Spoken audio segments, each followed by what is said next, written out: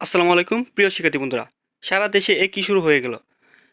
প্রত্যেকটা স্কুল এবং প্রত্যেকটা বিশ্ববিদ্যালয় থেকে শিক্ষার্থীরা অটোপাস এবং শর্ট সিলেবাসের আন্দোলনে নেমেছে।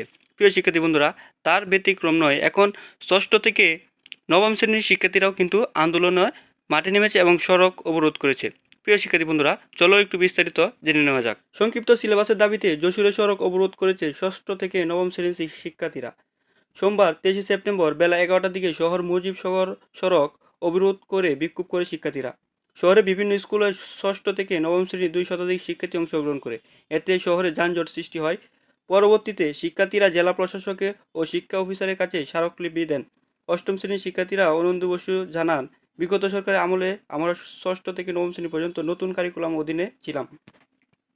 কোটা সংস্কার আন্দোলন থেকে সরকার পতনের আন্দোলন পর্যন্ত 1 মাস ক্লাস বন্ধ ছিল। আমাদের পড়াশোনা ব্যাঘাত ঘটেছে।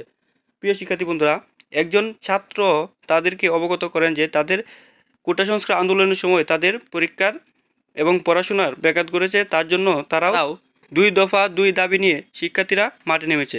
তাদেরকে যেন শর্ট সিলেবাস দেওয়া হয়। প্রিয় শিক্ষার্থী বন্ধুরা, ষষ্ঠ থেকে নবম শ্রেণীর শিক্ষার্থীরা যারা আছো, তোমরাও মাঠে আন্দোলনে লেগে থাকো। তোমাদের আন্দোলনও সফল হবে।